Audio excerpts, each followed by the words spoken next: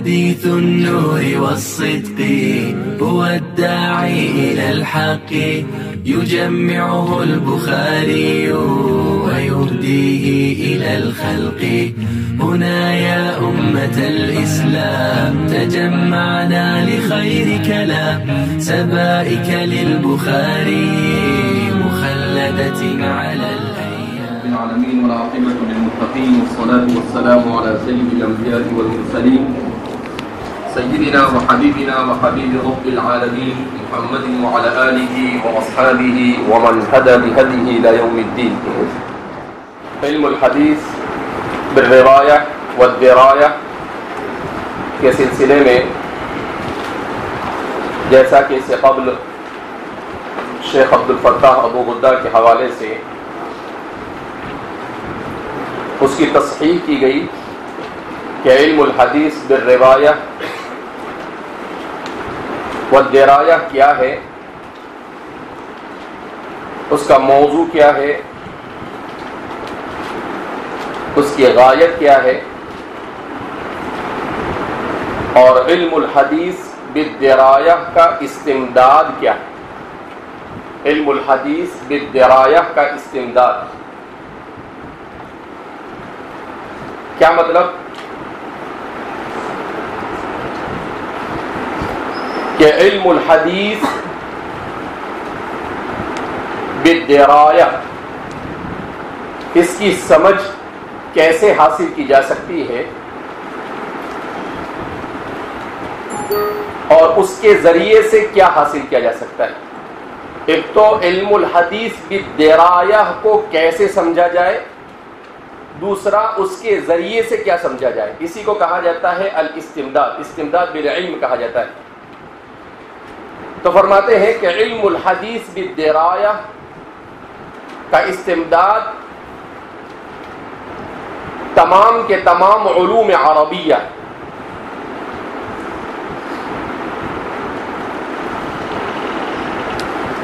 العلوم العربیۃ کلھا، کیا مطلب؟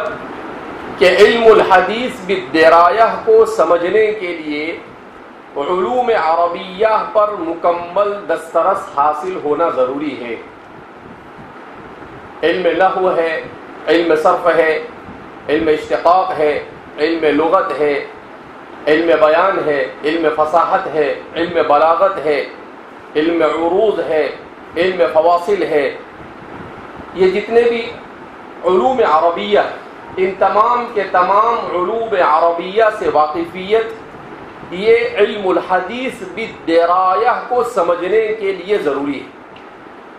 اگر علوم عربیہ پر دسترس حاصل ہوگی تو علم الحدیث بالدرایہ یعنی احادیث کے معنی، اس کے مفاہیم اور اس کی مراد تک پہنچنا طالب علم اور عالم کے لیے آسان ہوگا۔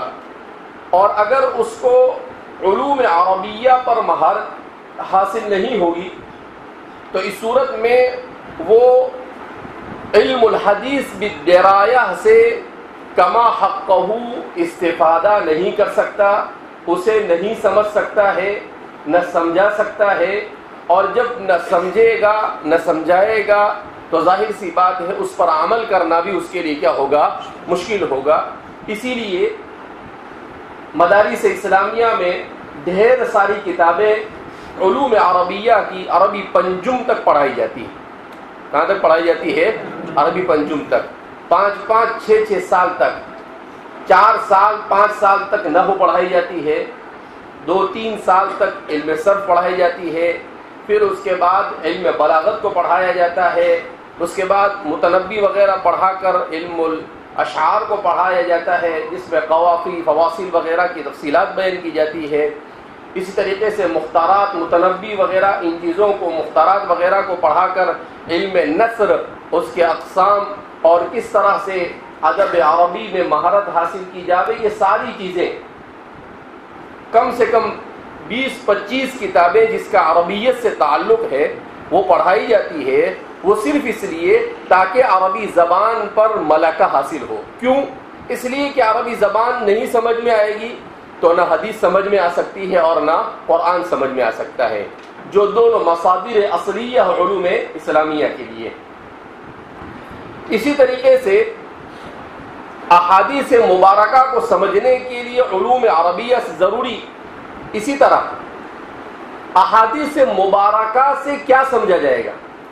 تو کہا احادیث مبارکہ سے استنباط احکام، معرفت اخبار من قبلنا، یعنی قصص اور واقعات اور قیامت تک آنے والے واقعات کی تفصیلات، کہ ایک تو اس کے ذریعے سے احکام کو سمجھا جاتا ہے۔ اسی کو حضرت مولانا سعید صاحب پالنپوری نور اللہ مرقدہ نے التأسی والتشریع سے تعبیر کیا، اور تو بیان کیا کہ اس احادیث مبارکہ سے احکام کو سمجھا جاتا ہے۔ اسی طریقے سے احادیث مبارکہ سے قصص اور واقعات کی تفصیلات جانی جاتی ہے، کہ قرآن کریم یہ قصص اور واقعات کو بیان کرتا ہے، مگر کس طور پر بیان کرتا ہے؟ قصص اور واقعات کے اجمال کو بیان کرتا ہے، تفصیل نہیں بیان کرتا ہے۔ جیسے قرآن کریم نے وَإِذْ قَالَ رَبُّكَ لِلْمَلَائِكَةِ إِنِّي جَاعِلٌ فِي الْأَرْضِ خَلِيفَةً میں حضرت آدم علیہ نبینا علیہ الصلاۃ والسلام کے واقعے کو بیان کیا، مگر تفصیلات کو نہیں بیان کیا، بلکہ اس کے اشارات دیے، اس کی طرف کیا دیے؟ صرف اشارات، اجمالاً اس کے کچھ مضامین کو بیان کیا، اس کی مزید تفصیلات پورے طور پر یہ کہاں پر بیان کی گئی؟ احادیث مبارکہ میں بیان کیا گیا۔ کیوں؟ اس لیے کہ انسان کے لیے علم تاریخ یہ بہت ضروری ہے۔ جس علم تاریخ کو آج کا مسلمان فراموش کر چکا ہے، وہ علم تاریخ کی معرفت طالب علم کے لیے، عالم کے لیے اور ہر مسلمان کے لیے ضروری ہے۔ کیوں ضروری ہے؟ ان فی ذلک لعبرۃ لأولی الابصار، اس لیے کہ انسان جو ہے اسے اللہ نے بنایا ہے، مگر یہ اتنی آسانی کے ساتھ اصلاح کی طرف نہیں آتا ہے، بہت آسانی سے سدھرتا نہیں۔ اگر انسان اتنی آسانی سے ہی سدھرنے والا ہوتا تو اللہ انبیاء کو بھی نہ بھیجتا اور یہ مدارس بھی نہ کھولنے پڑتے۔ سمجھ میں آئی بات؟ یہ سدھرتا نہیں جلدی۔ حضرت انسان یہ مختصر پر اثر ہے تو چھوٹا سا، مگر اس کی تاثیر بڑی خطرناک ہے، تو یہ جلدی سدھرتا نہیں ہے۔ اس کے دماغ میں ایک چیز، صحیح چیز غلط بیٹھ گئی تو دنیا کی کوئی بھی طاقت آ کر اس کو صحیح نہیں کر سکتی، وہ غلط تو غلط۔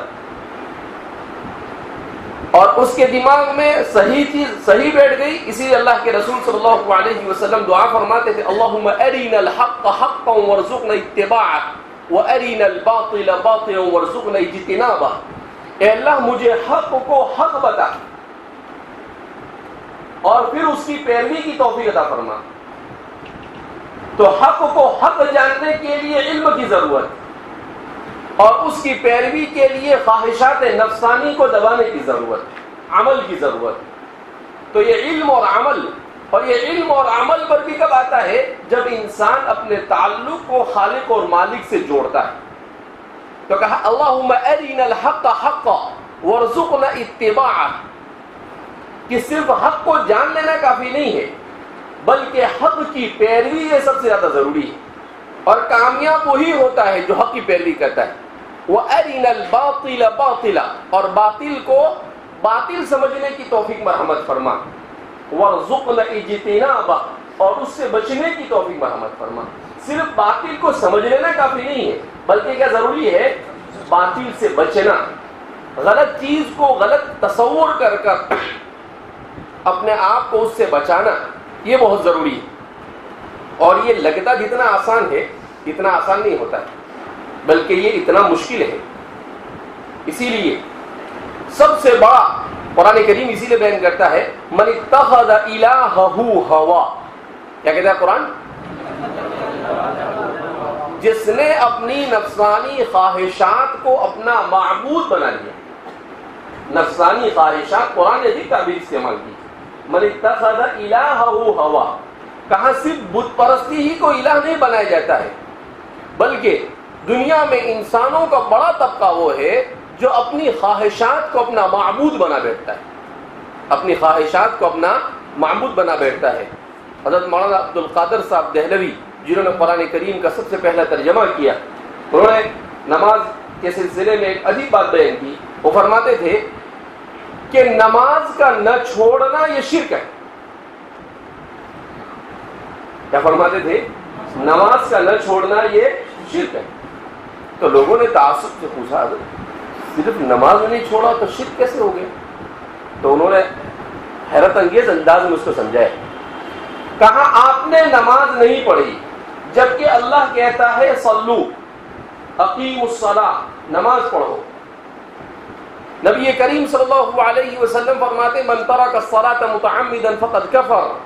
اتنا سب کچھ جاننے کے بعد آپ نے نماز نہیں پڑھی، اس کا مطلب یہ ہے کہ آپ نے اللہ کے مقابلے میں اپنے نفس کے خواہشات پر عمل کیا، اور اس پر عمل کیا کا مطلب اس کو اللہ کے ساتھ شریک ٹھہرا دیا۔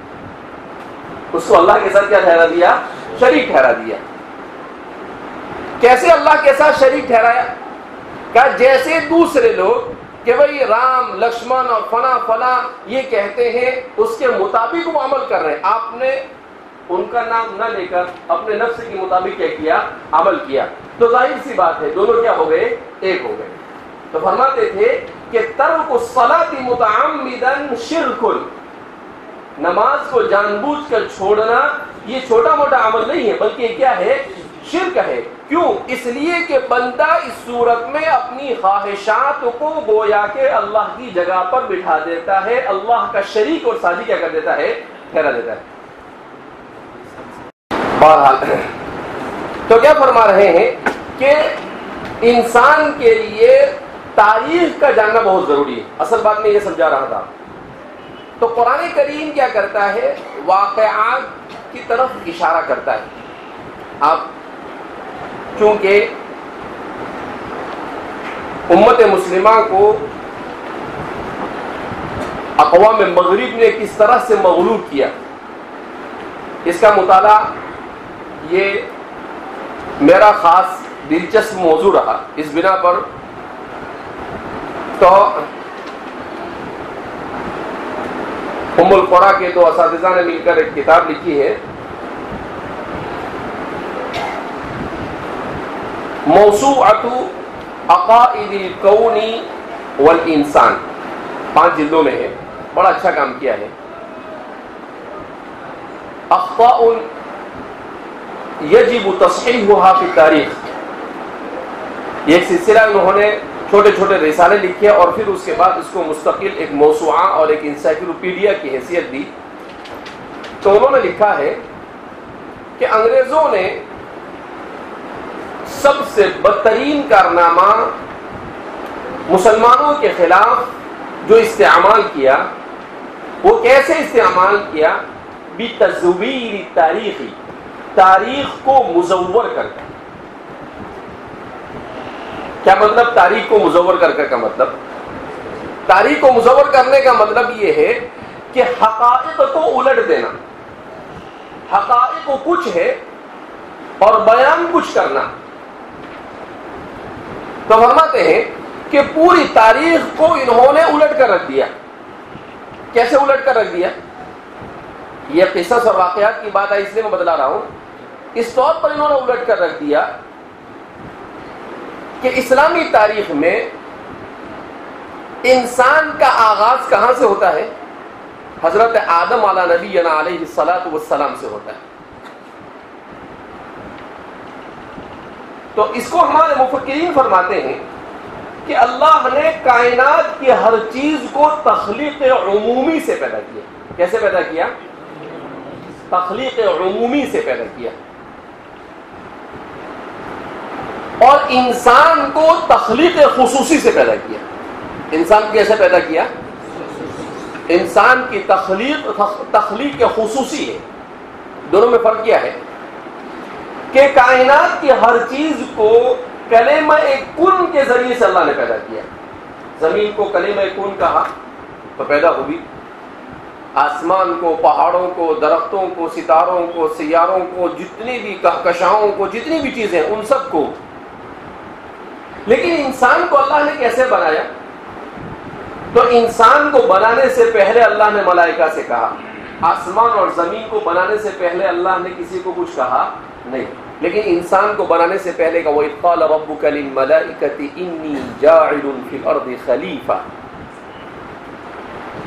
تخلیق خصوصی کی تیاری ہو رہی۔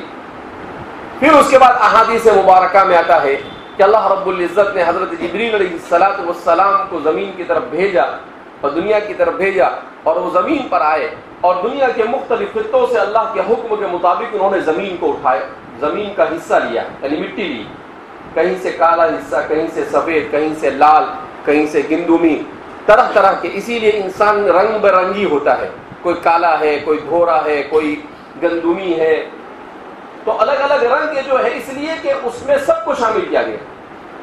کالا، سفید اور لال ہونا یہ انسان میں کمال نہیں ہے۔ ان اکرمکم عند اللہ اتقاکم، سب سے زیادہ اللہ کے نزدیک، اللہ کے یہاں پر ان اللہ لا ينظر الى صورکم ولا الى اجسادکم ولكن ينظر الى قلوبکم واعمالکم، اللہ انسانوں کی صورتوں کو نہیں دیکھتا ہے، بلکہ اللہ انسان کو، اللہ یہ بھی نہیں دیکھتا ہے کون کتنا طاقتور ہے، اللہ یہ بھی نہیں دیکھتا ہے کون کتنا خوبصورت ہے، اللہ یہ دیکھتا ہے کہ کس کی نیت کتنی اچھی ہے اور کس کا عمل کتنا اچھا ہے۔ تو تخلیق اب وہ جب سب لے کر گئے، اس کے بعد اللہ رب العزت نے اس میں پانی کو ملایا، اس کے بعد قرآن کریم میں اس کے مختلف مراحل کو ذکر کیا۔ یہ اس زمانے میں مستقل ایک علم ہے، تخلیق انسانی۔ آج سے 10-12 سال پہلے میں نے جب فلسفہ مغرب کو پڑھنا شروع کیا تو اس زمانے میں میں نے اس کی جڑ تک پہنچنے کی کوشش کی، تو میں اس کی جڑ تک اس طور پر پہنچا کہ مغرب نے پوری دنیا پر تو جو تسلط حاصل کیا، اس تسلط کو حاصل کرنے کے لیے عقیدے کو استعمال کیا، اور عقیدے میں انہوں نے خاص طور پر دو چیزوں کے عقیدے کے ذریعے سے پوری دنیا کی انسانیت کو فساد کی آماجگاہ بنا دی۔ عقیدے بگاڑ دیے، اعمال بگاڑ دیے، انسان کے اخلاق کو بگاڑ کر رکھ دیا، انسان کا سب کچھ تر کر رکھ دیا، صرف دو چیزوں کے ذریعے سے۔ کیا کیا؟ عقیدۃ الکون و عقیدۃ الانسان، خلق الکون و خلق الانسان، کہ کائنات کیسے بنی اور انسان کیسے بنا۔ یہ دو بنیادی عقیدے ہیں جس کے ذریعے سے پورے کی پوری تاریخ کو بھی مصور کیا انہوں نے، تاریخ کو الٹ پلٹ کر رکھ دیا اور سارے حقائق کو انہوں نے تبدیل کر رکھ دیا۔ تو اسلام میں کیا ہے کہ تخلیق الکون عموماً اور انسان کی تخلیق خصوصی ہے۔ پھر اللہ رب العزت نے آدم علیہ السلام کو چھوڑے رکھا، پھر اس کے بعد اللہ رب العزت نے جب وہ چھوڑ دیا گیا تو احادیث مبارکہ میں اس کی تفصیلات کو بیان کیا گیا کہ اس کے بعد جب وہ کھنکھناتی ہوئی مٹی کی طرح ہو گیا تو پھر اللہ رب العزت نے نفخت فیہ من روحی، اللہ نے اس میں پھونک دیا، اور جب اللہ نے پھونکا تو اس میں جان پیدا ہوئی۔ اللہ نے کسی اور کو نہیں پھونکا، لیکن انسان میں جان ڈالنے کے لیے اللہ نے براہ راست اپنے پھونک سے اس کو کیا کیا، اس میں جان ڈالی۔ یہ ہے تخلیق خصوصی۔ یہ کیا ہے؟ تخلیق خصوصی۔ اور جب وہ پیدا ہو گیا تو پیدا ہونے کے بعد وعلم آدم الاسماء کلھا، اللہ نے آدم علیہ السلام کو علم الاسماء سکھایا۔ کیا سکھایا؟ صاحب الملل والنحل امام شاہستانی فرماتے ہیں کہ آدم علیہ السلام کو علم الاسماء سکھایا گیا، اور پھر اس کے بعد حضرات انبیاء جیسے جیسے انبیاء آتے گئے اس کے بعد یہ علم آگے بڑھتے گئے۔ تو سب سے پہلے، اور انسان کو سب سے پہلے کس چیز کی ضرورت ہوتی معلوم؟ علم میں سب سے پہلے نام کی ضرورت۔ بچہ پیدا ہوتا ہے تو سب سے پہلے کیا سوچتے ہیں گھر والے؟ اس کا نام کیا رکھے۔ کوئی آدمی کوئی فیکٹری والا کوئی چیز بناتا ہے تو کیا سوچتا ہے؟ اس کا نام کیا رکھے۔ تو یہ برکت ہے کس کی؟ وعلم آدم الاسماء کی۔ انسان کی فطرت اور جبلت میں اس کو رکھ دیا گیا۔ کسی بھی چیز جب تک کہ وہ نام نہیں رکھے گا وہاں تک یہ چین نہیں آئے گا۔ نام نہیں ہے، پنکھا بنایا تو اس کا نام رکھا پنکھا، المروحہ۔ اردو میں پنکھا کیوں بولتے ہیں؟ اس لیے کہ اس کو پنکھ ہے، ارے پنکھ ہے نا اس کو۔ اور عربی میں کیوں کہتے ہیں مروحۃ من ریح سے بنا ہے، آلۃ الریح، ہوا کا آلہ، کہ وہ ہوا دے رہا۔ اس سے کہتے ہیں اس کو مرواحۃ. جتنے بھی عربی زبان میں کوئی بھی نام آپ اٹھا لو, ہر نام کے پیچھے لغت کے ساتھ کنیکشن ہوتا ہے. اس سے کنیکشن ہوتا ہے. بابن کو ہو, اور جیسے زبابن, زباب کو زباب کیوں کہتے ہیں؟ زب زبو, اس کے معنی کیا آتے ہیں؟ دھتکارنا. اور مکھی کو کیا کرتا ہے آدمی؟ بیٹھے رہتا ہے, یہ ہو کے کیا کرتا ہے؟ بھگا کرتا ہے. اس سے اس کا نام ہی کیا رکھ دیا؟ زبابن ای مذبوبن, اس میں مفعول کے معنی میں, یعنی وہ جو دھتکاری ہوئی ہے, جس کو بار بار دھتکارا جاتا ہے. اسی لیے آپ نے مختارات کے اندر میں پڑھا ہوگا کہ اگر مکھی بیٹھے اور انسان اگر حرکت نہ کرے تو یہ انسان کی بے حسی پر علامت کرتا ہے. اسی لیے ایک قصہ آپ نے پڑھا, قاضٍ وقور و ذباب جسور. ایک قصہ آپ نے کیا پڑھا ہوگا؟ قاضٍ وقور و ذباب جسور. تو قاضی وقور کیا مطلب؟ قاضی صاحب بیٹھے ہیں, مکھی آگے بیٹھتی ہے اور کچھ کرتے ہی نہیں ہو, تو کہا کہ باوقار قاضی صاحب ہے, یعنی بے حس ہے. باوقار کا مطلب کیا ہے؟ وہ ذباب جسور, یعنی بڑی جسارت والی اور بڑی جری ہے کہ قاضی صاحب بھی کچھ کرتے نہیں اور یہ بھی قاضی صاحب سے پاس سے ان کا پیچھا چھوڑنے کو تیار نہیں. تو اس کا مطلب, تو کسی بھی چیز کا آپ اٹھاؤ, عربی اردو لغت کے ساتھ اس کا کنیکشن ہوتا ہے. بہرحال تو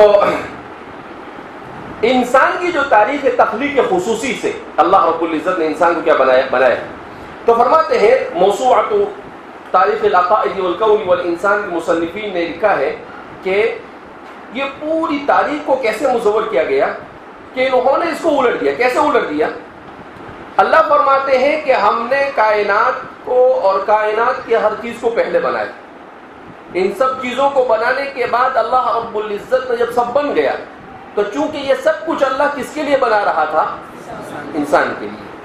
تو ظاہر سی بات ہے, مہمان آنے سے پہلے اس کے لیے ساری تیاری کر دی جاتی ہے نا, کہ بھئی کھاٹ ہے کہ نہیں, کھانے کی چیزیں ہیں کہ نہیں, سونے کی چیزیں ہیں کہ نہیں, آرام کی چیزیں ہیں کہ نہیں. جب سب ہو جاتا ہے پھر اس کے بعد اس کو کہا جاتا ہے کہ فلاں تاریخ کو آپ آئیے. تو کہا انسان کے لیے جب سب کچھ ریڈی ہو گیا پھر اس کے بعد اللہ نے انسان کو بنایا, اور پھر اس آدم علیہ السلام, پھر ان سے ان کی دائیں پسلی حضرت حوا کو پیدا کیا, اور پھر ان سے جو انسانوں کا سلسلہ شروع ہوا.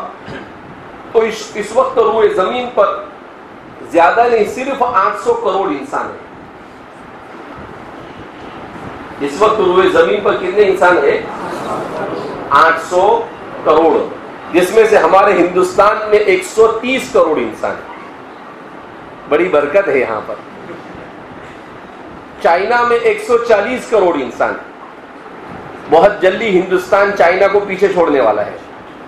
ارے ایسا وہ جو لوگ تجزیہ نکال رہے وہ کہتے ہیں, میں نہیں کہہ رہا ہوں. تو انسان کو اللہ نے, لیکن یہ لوگ کیسے تعریف ہے؟ سائنس جو اسکولوں میں سائنس پڑھائی جاتی ہے, کالجوں میں سائنس پڑھائی جاتی ہے, اس میں کیا بتلاتے ہیں کہ انسان پہلے بندر تھا. کون دیکھنے گیا اس کا؟ بابا دیکھنے گیا, کسی نے دیکھا. پھر کیا ہوا؟ پھر دھوم غائب ہو گئی. آہستہ آہستہ انسان بن. ایسے کیسے انسان بن؟ کوئی انسان بندر بندر نہیں. جو کہتے ہیں ہو سکتا ہے ان کے آبا و اجداد بندر رہے ہوں, لیکن تاریخ کی حقیقت کے اعتبار سے تو کوئی بندر نہیں. پھر اس کی جب نسل انسان کی جب وہ بیان کرتے ہیں نا تو کیا کہتے ہیں؟ بندر تھا, بندر سے پہلے بلی تھا, بلی سے پہلے کتا تھا. یعنی انسان کے آبا و اجداد میں کوئی رذیل مخلوق نہیں جو ہمارے آبا و اجداد میں نہ آتی. اللہ فرماتے ہیں وَلَقَدْ كَرَّمْنَا بَنِي آدم, اور یہ ہم کو کس کی اولاد بناتے ہیں؟ مگرمچھ بھی اپنے آبا و اجداد میں آ جاتا ہے, مچھلی بھی اپنے آبا و اجداد میں آ جاتی ہے, چپکلی بھی اپنے آبا و اجداد میں آ جاتی ہے. ہر چیز, کوئی مخلوق ایسی نہیں کہ جو اپنے آبا و اجداد میں نہ آتی. بہرحال تو یہ قصص اور واقعات کو اسی لیے بیان کیا ہے قرآن کریم نے کہ انسان جو ہے, انسان کے ذہن و دماغ میں یہ بات ہوتی ہے میں کون ہوں, میں کیا ہوں, میں کیوں آیا, میرا آنے کا مقصد کیا ہے, میں کہاں جاؤں گا اور میرے ساتھ کیا ہوگا. یہ بڑے بڑے سوالات ہیں, الاسئلۃ الکبریٰ اس کو کہتے ہیں, جو انسان کے ذہن میں, ہر انسان کے ذہن کے اندر ہوتے ہیں. آپ کہیں کہ ہمارے ذہن میں تو کبھی آئے نہیں, تو آپ بھی وہ قاضی وقور جیسے ہیں. تو ہر انسان کے ذہن میں ہوتے ہیں، چونکہ ہم ہمارے ارد گرد ہم سب چیزیں جانتے ہیں، اس وجہ سے ہمیں اس کا احساس نہیں ہوتا ہے. تو ان سوالوں کے جوابات قصص اور واقعات کے ذریعے دیے جاتے ہیں. تو فرماتے ہیں انہوں نے کیا کیا، اس کے بعد کیا کیا کہ انسان بندر سے بنا. تو سب سے پہلا جو انسان تھا وہ کیا تھا؟ ملحد تھا. سب سے پہلا انسان کیا تھا؟ بے دین تھا. کہا وہ دین کچھ جانتا نہیں تھا. پھر اس کے بعد کہا پھر آہستہ آہستہ جب آپس میں جھگڑے ہونے لگے تو ان جھگڑوں کو مٹانے کے لیے دین کو وضع کیا. تو دین کو کیسے وضع کیا؟ کہاں پہلے شرک وجود میں آئے اور پھر شرک کے بعد اخیر میں توحید وجود میں آئے. دیکھیں پورا الٹ دیا. پورا کیا کر دیا؟ توحید سب سے پہلے اللہ رب العزت نے آدم علیہ السلام کو توحید کے ساتھ پیدا کیا. فطرۃ اللہ التی فطر الناس علیہا. توحید کے ساتھ اللہ نے آدم کو پیدا کیا. اللہ کو معلوم تھا کہ اگر بنیاد ٹیڑھی پڑے گی تو تاک سریا کجرود، تو سریا تک کیسی جائے گی؟ یہ ٹیڑھی جائے گی. اس لیے اللہ نے سب سے پہلی اینٹ جو آدم کی رکھی وہ کیسی رکھی؟ توحید والی رکھی، تاکہ بنیاد کیسی پڑے، تاکہ انسان کی بنیاد کیسی پڑے؟ توحید کے ساتھ سیدھی پڑے. اور اس کے بعد اس میں خرابی. تو اس لیے تو اسلام اور اسلام کی تعلیمات جو تاریخ بیان کرتی ہے، وہ تاریخ یہ کہتی ہے کہ پہلے انسان موحد تھا، پھر انسان مشرک بنا، اور پھر اخیر میں کیا بنا؟ انسان ملحد بنا. یہ الٹا بیان کرتے ہیں، پہلے ملحد تھا، پھر مشرک ہوا، اور اخیر میں کیا بنا؟ موحد بنا. اور ان کے پاس کوئی دلیل نہیں. حضرت مولانا علامہ ادریس کاندھلوی نور اللہ مرقدہ فرمایا کرتے تھے دنیا میں صرف ایک مذہب ایسا ہے، اسلام، جو ہر ایک کو یہ مخاطب کر کر کہتا ہے مجھے پڑھو، سمجھ میں آئے تو قبول کرو ورنہ چھوڑو. کیا دنیا کا کوئی مذہب ایسا نہیں ہے جو ایسا چیلنج کرتا ہو؟ جو چیلنج کون کرتا ہے؟ اسلام کرتا ہے. حضرت مولانا ادریس صاحب کاندھلوی، ان کو حضرت تھانوی رحمۃ اللہ علیہ محقق کہتے تھے. ان کی کتاب ہے علم الکلام، اردو زبان میں بڑی شاندار کتاب ہے. ہمارے طلباء کو خاص طور پر اس کا کیا کرنا چاہیے؟ مطالعہ کرنا چاہیے. بہرحال تو کیا فرماتے ہیں؟ معرفت القصص والاخبار، کہ معرفت القصص والاخبار، کہ احادیث کے ذریعے سے ساری کی ساری تفصیلات بیان کی جاتی ہے. تو تاریخ العقائد والکون والانسان میں انہوں نے یہی بات لکھی ہے کہ انہوں نے سب الٹ کر رکھ دیا. یہ انبیاء، یہ ملحدین جتنے بھی ہیں، یہ اسکولوں اور کالجوں میں جو سیکولر ایجوکیشن ہے، سیکولر ایجوکیشن سسٹم ہے، اس پورے سسٹم کے اندر میں کیا بتاتے ہیں معلوم؟ دنیا کیسے بنی؟ خود بخود بنی. انسان کیسے بنا؟ خود بخود بنا. خود بخود کیسے بن سکتا ہے؟ کوئی چیز خود بخود نہیں بن سکتی.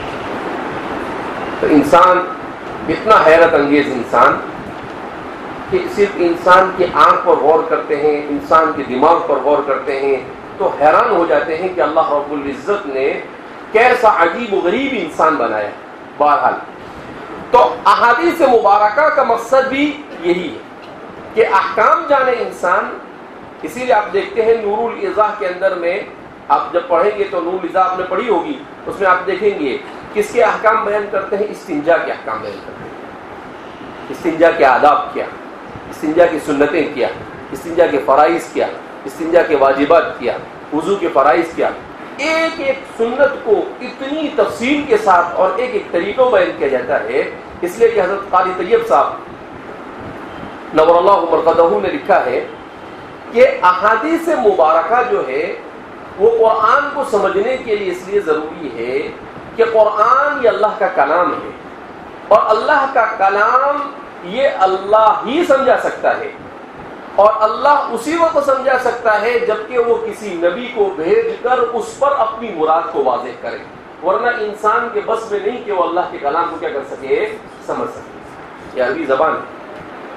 عربی زبان میں واو آتا ہے نا، واو بکثرت استعمال ہوتا ہے. اس کی کتنی قسمیں معلوم آپ کو؟ آپ بولتے ہوں گے ہم کو تو دو معلوم ہے، ایک واو حالیہ ہوتا ہے اور ایک واو عاطفہ ہوتا ہے اور ایک واو مستانفہ ہوتا ہے. تین معلوم ہے، چوتھا نہیں معلوم. واو کی 30 قسمیں عربی زبان میں، صرف واو کی کتنی قسمیں ہیں؟ 30 قسمیں ہیں. 30 قسموں کا واو ہوتا ہے. آپ بولے کہ ایسے ہوائی فائرنگ ہو رہی ہوگی. ہوائی فائرنگ نہیں، حقیقت ہے.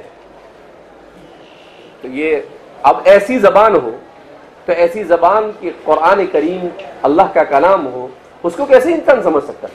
حضرت قاری طیب صاحب نے لکھا ہے کہ انسان کے بس میں تھا ہی نہیں کہ اللہ کے کلام کو سمجھے. اسی لیے اللہ کے رسول صلی اللہ علیہ وسلم کو قرآن کریم نے وعدہ کیا لا تحرك به لسانك لتعجل به ان علينا جمعه وقرآنه فإذا قرأناه فاتبع قرآنه ثم ان علينا بيانه کہ آپ پڑھیے، آپ اس کے الفاظ کو یاد رکھیے، اس کے الفاظ کو سمجھانا یہ بھی ہمارے ثم ان علینا بیانہ. بیان کے معنی کیا تھے؟ بیان کو بیان کیوں کہتے ہیں اردو میں؟ اس لیے کہ واضح کرتا ہے نا تقریر میں آدمی چیزوں کو. تو بیان کے معنی بھی التبیان، البیان، اس کے معنی اپنی زبان میں واضح کر، تو اس کو واضح کرنا ہمارے ذمہ، تو اللہ نے خود اس کی ذمہ لی.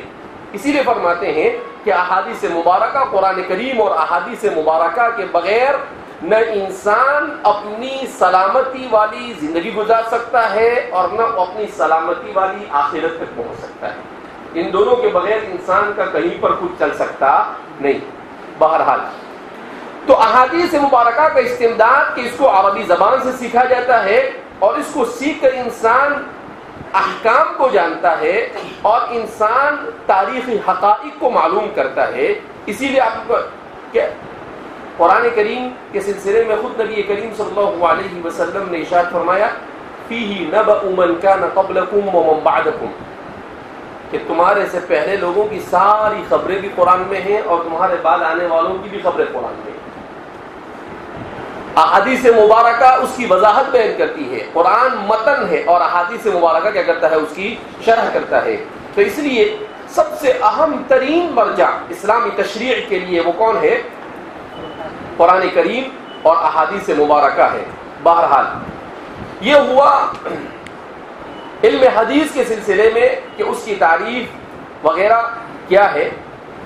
اب ہم یہ جاننے کی کوشش کریں گے کہ علم الحدیث جس کو ہم پڑھنے جا رہے ہیں، اس علم کے ویسے تو بہت تفصیلات، لیکن ظاہر سی بات ہے کہ ہمیں کتاب بھی پوری کرنی ہے، تو اس لیے اتنی ساری تفصیلات میں جانا یہ اتنا آسان بھی نہیں ہے.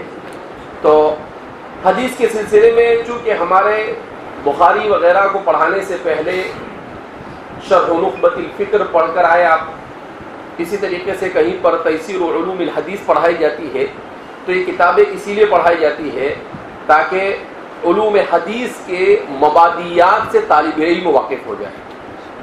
مگر اس کے باوجود بھی مناسبت کو پیدا کرنے کے لیے اس طرح کی کچھ چیزوں کو بطور تجدید کے آپ کے سامنے کیا کر دیا جاتا ہے؟ پیش کر دیا جاتا ہے. تو علم الحدیث کے سلسلے میں آدمی کو دور حدیث شریف پڑھتا ہے تو کچھ ایسی کتابیں ہیں جس کا مطالعہ ضرور کرنا چاہیے، جس میں مولانا عبداللہ صاحب معروفی کی کتاب ہے علم الحدیث کے عنوان سے، اردو زبان میں بڑی شاندار کتاب ہے. اس کتاب میں علم حدیث سے متعلق جتنی بھی ضروری چیزیں ہیں وہ بیان کی گئی ہے. علم الحدیث ہی اس کا نام ہے، حدیث اور علم حدیث. مولانا عبداللہ معروفی دارالعلوم کے تخصص فی الحدیث کے ذمہ دار اور اس کے استاد ہیں. تو انہوں نے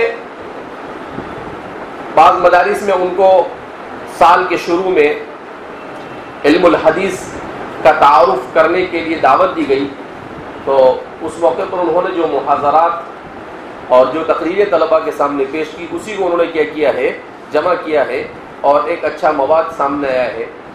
اسی طریقے سے چونکہ علوم اسلامیہ اور دین اسلام یہ ایک زندہ دین ہے، دین حی، اور اس کی تعلیمات بھی زندہ تعلیمات. تو اس لیے ہمیشہ یہ کوشش کی گئی ہے دشمنان اسلام کی طرف سے کہ اسلام کی تعلیمات کو کس طریقے سے ہدف تنقید بنایا جائے. تو جیسا کہ اس سے پہلے میں نے آپ کو بتلایا کہ مستشرقین کا ایک ٹولہ گول زہر کر ایک مستشرق ہے، اسی طریقے سے ساخت کر ایک مستشرق ہے. تو ہمارے حدیث کے طالب علم کو معلوم ہونا چاہیے کہ یہ جو مستشرقین ہیں، یہ مستشرقین کس طریقے سے علوم اسلامیہ کو ہدف تنقید بناتے ہیں.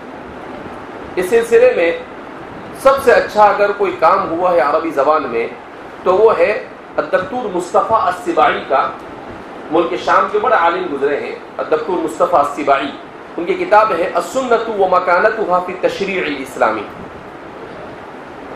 اس کتاب کا مقدمہ تو طالب علم کو بلکہ دور حدیث شریف کے طلباء کو تعلیم کے طور پر، یعنی کسی موقع پر وقت نکال کر روزانہ جیسے جماعت والے فضائل اعمال کی تعلیم کرتے ہیں، ویسے اس کی تعلیم کر طلباء کو سن لینا چاہیے اور پڑھ لینا چاہیے. اس لیے کہ ہمارے پڑھنے پڑھانے کا مقصد یہ اسلام کا دفاع. یہ کیا ہے؟ اسلام کا دفاع. اسلام پر کس قسم کے حملے ہو رہے ہیں علوم اسلامیہ پر، اور ان حملوں کو ہم کس طریقے سے ان کا مقابلہ کریں، یہ اگر ہمیں معلوم نہیں ہے تو ظاہر سی بات ہے یہ اسلام اور علوم اسلامیہ کے ساتھ ہماری طرف سے زیادتی ہے. شیخ نے اس مقدمے میں بڑی اچھی بات لکھی ہے. آپ نے لکھا ہے کہ میں ازہر یونیورسٹی جامعہ ازہر پڑھنے کے لیے گئے تو علوم الحدیث پڑھانے کے لیے شیخ عبد القادر کر ایک استاد ہم کو پڑھانے کے لیے آئے، اور پہلے ہی دن آ کر انہوں نے ہم سے یہ کہا کہ دیکھو میں روایتی انداز میں نہیں پڑھاتا ہوں.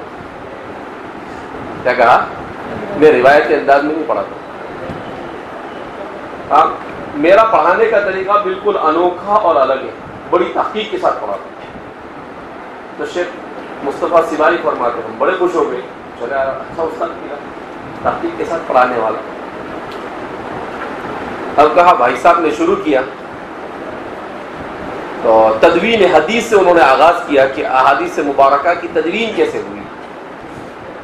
تو تدوین حدیث کے سلسلے میں انہوں نے کہا کہ حدیث کی جو تدوین ابن شہاب زہری کی طرف منسوب کی جاتی ہے، کہا یہ غلط ہے. اور پھر کہا ابن شہاب زہری جو ہے وہ وضاعت ہے، احادیث کو گھڑنے والا. تو ڈاکٹر مصطفیٰ سباعی فرماتے ہیں کہ مجھے بڑا غصہ ہے، اس لیے کہ میں ملک شام کے ہمارے جیسے مدارس اس انداز میں جو مدارس چلتے تھے وہاں پڑھ کر آیا تھا، تو الحمدللہ اچھی طرح سے پڑھا تھا. استاد تھے تو میں نے تھوڑا سا تو ان کے ساتھ سوال جواب کیا. پھر میں سمجھ گیا کہ یہ صاحب کا مسئلہ ہے. میں نے جاننے کی کوشش کی کہ انہوں نے پڑھا کس سے. تو تحقیق کرنے پر مجھے پتا چلا کہ ان کا استاد مستشرق، ان کا استاد کیا ہے؟ مستشرق. الجامعۃ الامریکیہ المفتوحہ سے پڑھا اس نے، اور وہاں پر انکار حدیث کا شوشہ چھوڑنے والا ساخت جو سب سے بڑا مستشرق اور خبیث مستشرق ہے وہی ان کا استاد ہے. تو میں نے پکڑ لیا ان کا سرا، لیکن میں نے ٹھان لی کہ میں اس کی اصلاح کر کے چھوڑوں گا. شیخ کیا فرما رہے ہیں؟ بہت علوم اسلامیہ میں بڑا کمال کا درک حاصل کروں. تو شیخ فرماتے ہیں کہ میں نے ٹھان لی کہ میں اس کو سدھار کے چھوڑوں گا، میں اس کو ایسے چھوڑوں گا نہیں. تو شیخ فرماتے ہیں اس کے بعد میں نے کیا کیا، امام زہری رحمۃ اللہ علیہ کے بارے میں معلومات جمع کرنا شروع. کہ امام زہری کون، اور میں نے اس پر ایک اچھا خاصا محاضرہ مواد جمع کر لیا، اور جامعہ ازہر سے لگ کر ایک مسجد تھی، اس مسجد میں میں نے ایک پروگرام منعقد کیا، اور اس میں اس کا عنوان ہی دیا الامام الزہری، امام الزہری۔ اور وہ جو ہمارے استاد عبدالقادر، ان کو کیا کیا میں نے بطور چیف گیسٹ، مہمان خصوصی، ان کو کیا کیا میں نے ان کو دعوت دی۔ تو وہ مہمان خصوصی کے طور پر آئے، مہمان خصوصی بنایا تو آنا ہی پڑے گا، اور شروع سے لے کر آخر تک کیا کرنا پڑے گا، بیٹھنا پڑے گا۔ اور میں نے اس پر امام زہری کے سلسلے میں بہترین مواد جمع کیا اور ثابت کیا کہ امام زہری یہ مدون حدیث ہے، اور 1.5 گھنٹے کا محاضرہ ہوا میرا۔ جب محاضرہ ختم ہو گیا تو پھر اخیر میں نے کہا وَأَخِيرًا أَلْتَمِسُ مِنْ شیخ عبد القادر أن يقدم أمامنا انطباعاته حول هذه المحاضرة۔ میں اخیر میں شیخ عبد القادر سے گزارش کروں گا کہ وہ ہمارے اس محاضرے کے سلسلے میں اپنی رائے ظاہر کریں۔ اب وہ شیخ دکتور مصطفیٰ سوائی بڑے محقق آدمی تھے، ہر چیز انہوں نے حوالے سے، کتاب، صفحہ نمبر، کہاں سے چھپی ہے، کون مصنف ہے، کیا سب ساتھ میں انہوں نے بیان کیا۔ این المفر، ان کے لیے کوئی راستہ چھوڑا انہوں نے نہیں۔ تو کہتے ہیں کہ وہ مائک پر آئے اور کہا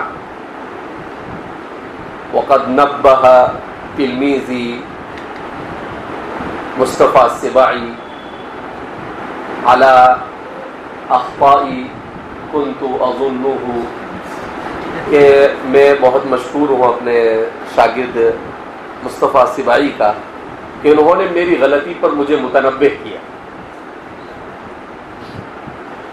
ان کے لیے کوئی چارہ تھا ہی نہیں۔ تو شیخ مصطفیٰ السباعی فرماتے ہیں کہ اس کے بعد مجھے ایک چیز کا احساس ہوا کہ یہ جو منکرین حدیث ہیں، بہت سارے ہماری صفوں میں ایسے لوگ ہیں جو احادیث رسول صلی اللہ علیہ وسلم پر طرح طرح کے الزامات لگاتے ہیں، تو بعض مرتبہ ایسے بھی لوگ ہیں کہ انہیں خود بھی حقیقت کا علم نہیں، انہیں خود بھی حقیقت کا علم نہیں۔ اب وہ پڑھے ہی ایسے لوگوں سے، تو ظاہر سی بات ہے الاناء یترشح بما فی، مستشرق سے پڑھے گا تو کس کی بات بولے گا، مستشرق کی بات بولے گا۔ تو کہا اس وقت سے میں ہر انکار کرنے والے یا احادیث اور اسلام پر اعتراض کرنے والے سے بدظن نہیں ہوتا، بلکہ اس کو سمجھانے کی کوشش کرتا کہ بھیا تم نے پڑھا غلط، صحیح ہے، اور یہ حقیقت ہے۔ میرا بھی اپنا ایک تجربہ ہے۔ میرے طالب علم کے زمانے میں ہمارے یہاں پر پولی ٹیکنک کالج ہے انجینئرنگ کا، تو اس میں ایک پروفیسر تھے، پروفیسر لالی والا، احمد آباد کے، انگریزی کے بڑے پروفیسر تھے۔ تو ہمارے والد صاحب نے کہا کہ بھائی آپ ان کے پاس انگریزی سیکھو، عربی سوم چاروں پڑھتا تھا میں، تو میں ان کے پاس دوپہر میں تھوڑی دیر کے لیے، آدھے گھنٹے کے لیے، ان کے پاس جاتا تھا۔ مجھے انگریزی زیادہ دلچسپی تھی نہیں، اور ان کو دلچسپی تھی علوم اسلامیہ سے تھوڑی بہت، کہ بالکل بوڑھے، یعنی شاید 75-80 سال عمر ہوگی، اور لیکن روزانہ صبح میں ایک دن میں نے ان سے کہا، میں بولا یار آپ کے پاؤں لٹک رہے ہیں قبر میں، سنت رسول چھوڑ دو منہ پہ، یار روزانہ آپ چیز کرو۔ انہوں نے عجیب بات کہی، انہوں نے کہا کہ داڑھی رکھنا ضروری تھوڑی ہے۔ تو پھر میں نے کہا داڑھی نہیں رکھنا بھی تو ضروری نہیں ہے نا۔ میں نے کیا کہا ان کو، اگر رکھنا ضروری نہیں ہے تو نہیں رکھنا بھی تو ضروری نہیں ہے۔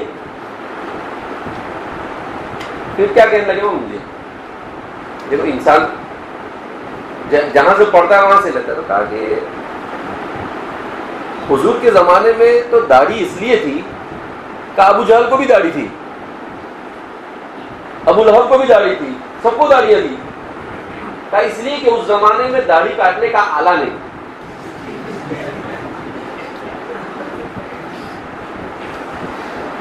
تو میں نے ان سے کہا کہ پروفیسر صاحب، اگر میں ثابت کر دوں کہ اس زمانے میں آلہ حلق تھا تو آپ داڑھی رکھیں گے؟ کہا ایسے کیسے ثابت کریں گا؟ میں نے کہا میں قرآن سے ثابت کروں گا. کیا کہا میں نے ان کو؟ میں قرآن سے ثابت کروں گا کہ آلہ حلق موجود تھا.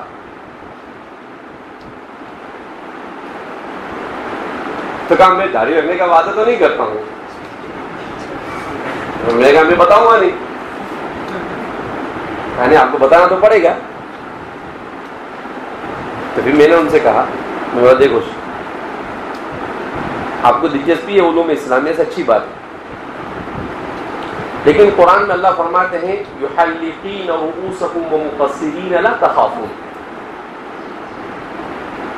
تو محلقین یہ کسے بنا ہے؟ حلقون سے کسے بنا ہے؟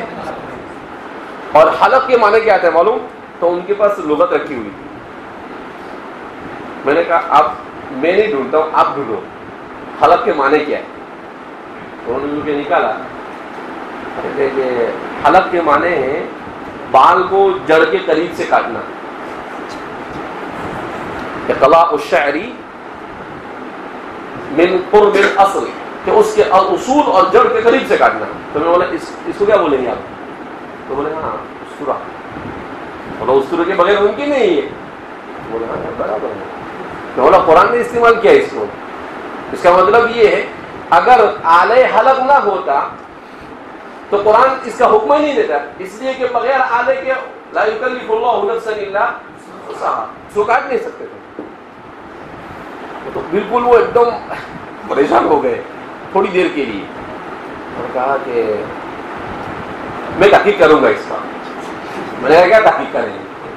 ابھی جواب دو میرے کو. میں نے کوئی تحقیق نہیں، میں نے آپ کے سامنے، میں نے کہا میں تو چھوٹا سا طالب علم ہوں، ابھی میں نے آپ کو لغت سے اور قرآن سے ثابت کر کے دیا، آپ کو بھی ثابت کرنا پڑے گا. کچھ چلے گا بولے گا نہیں. میں ان سے ایسے ہی تھوڑا سا مذاق بھی کرتا تھا.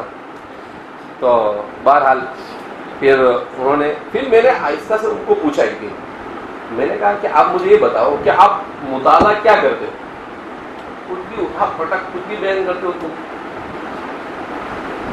تو پھر انہوں نے مجھے انگریزی میں تفسیر نکال دی، کہا کہ میں یہ پڑھتا ہوں بہت اچھی. بولے آپ بھی پڑھو. بولا میں پڑھتا نہیں اس کو، ہمارے لوگوں نے بہت لکھا ہے، میں کیوں پڑھوں گا اس کو. تو وہ تفسیر تھی محمد علی لاہوری. میں نے کہا کہ محمد علی لاہوری کون ہے؟ میں واقف نہیں تھا ان سے، ابھی سوم میں تھا. تو پھر میں نے، ہمارے یہاں پر مولانا اسلم صاحب تھے پرتاپ گڑھی قاسمی، وہ فرقہ باطلہ پر محاضرات دے رہے تھے. میں ان کے پاس گیا، میں نے کہا یہ محمد علی لاہوری سے آپ واقف ہیں؟ کہا اچھی طرح واقف ہے. میں نے کہا کون ہے یہ شخصیت؟ تو کہا کہ یہ تو قادیانی ہے.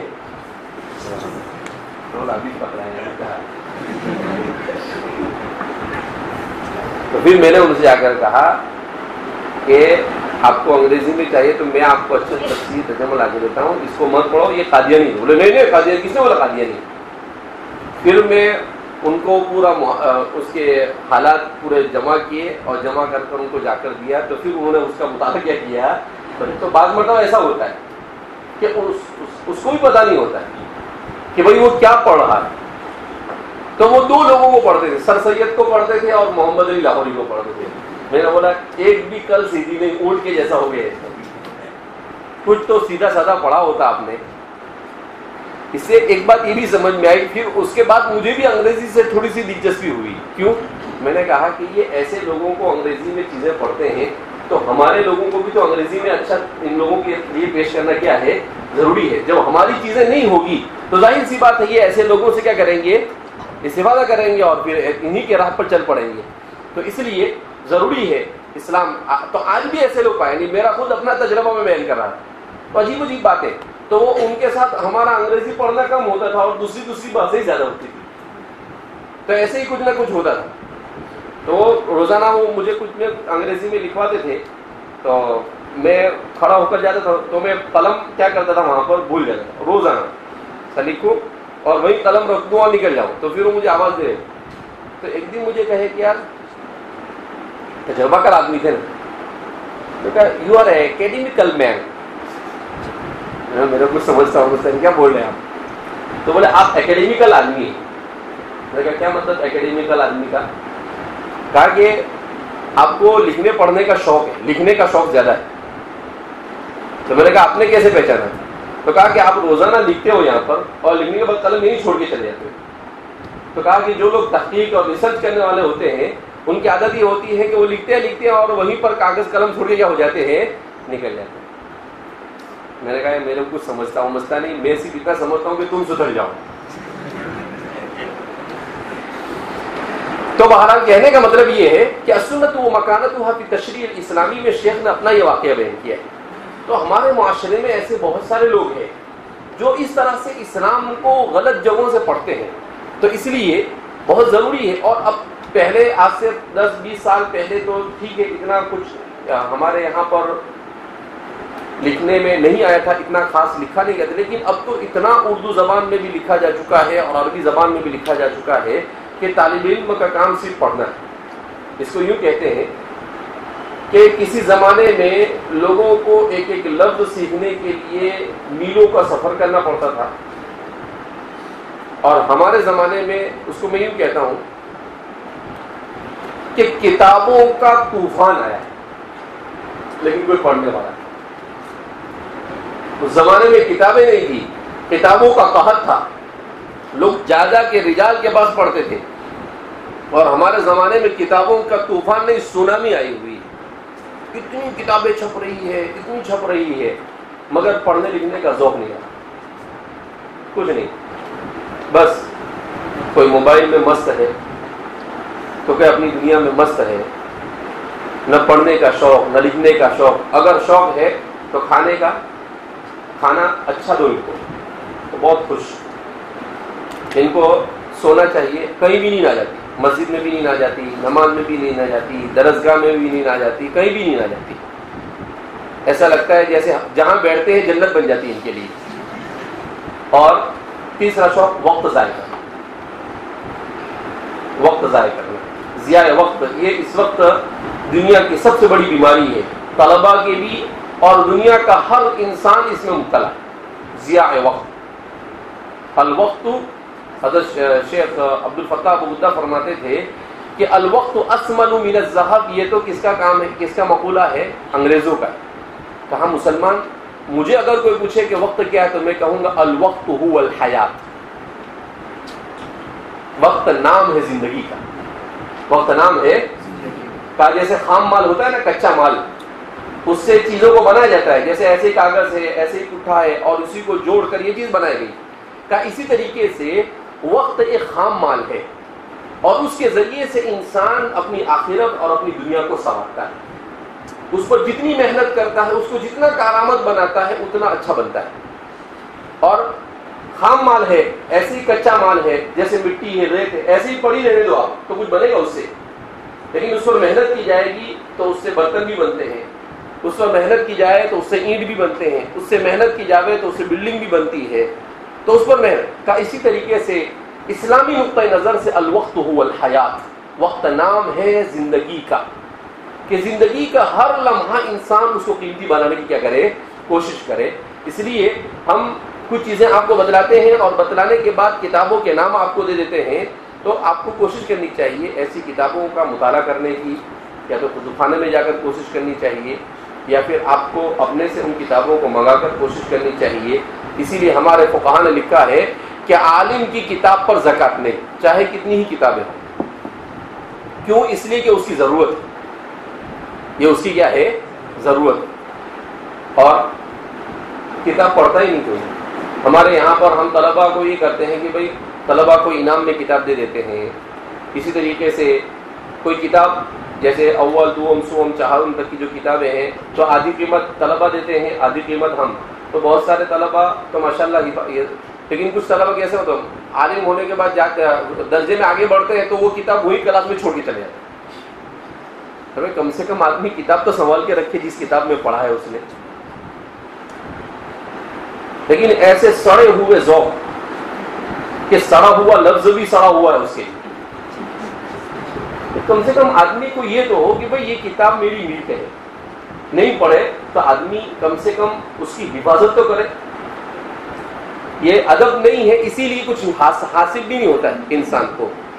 میں نے کہا نا کہ حضرت مجدد الفسانی رحمۃ اللہ علیہ نے صرف ان کو کسی نے کہا کہ آپ اتنے بڑے انسان کیسے بن گئے، تو کہا کہ میں ایک مرتبہ بیت الخلا جا رہا تھا تو میرے ہاتھ پر روشنی کیا تھی، میں داخل ہو گیا اندر میں، اور اس کے بعد میں نے دیکھا کہ یار یہ تو اعلی علم ہے، اس کا احترام اور ادب بہت ضروری ہے. میں باہر آیا اور اس کو صاف کیا اور پھر اس کے بعد اندر گیا، تو کہا کہ اللہ کو میری یہ ادب پسند آئی اور اللہ رب العزت نے علوم کے دروازے مجھ پر کیا کر دیے. تو ادب اس لیے کہتے ہیں کہ ادب اگر انسان کے پاس ہوتا ہے تو تھوڑا علم بھی انسان کے لیے بہت بن جاتا ہے، لیکن اگر ادب انسان کے پاس نہیں ہے تو پھر شیطان کے پاس علم تھا، عبادت تھی، سب کچھ تھا، لیکن کیا نہیں تھا اس کے پاس؟ ادب نہیں تھا. اللہ کو کہتا ہے انا خیر من خلقتنی من نار وخلقتہ من طین، اللہ کو معلوم نہیں تھا کیا؟ تو کس سے بحث کرنے بیٹھ گیا؟ اللہ سے بحث کرنے. انا خیر من، تو اللہ نے کہا ٹھیک ہے، خیر من شر من، دنیا کا سب سے شریر، اللہ کی مخلوق میں سب سے شریر بنا کر کیا کر دیا؟ چھوڑ دیا گیا. اس لیے انسان کو ایک تو باادب بننا چاہیے، دوسرا انسان کو اپنے وقت کو صحیح استعمال میں لانے کی کیا کرنی چاہیے؟ کوشش کرنی.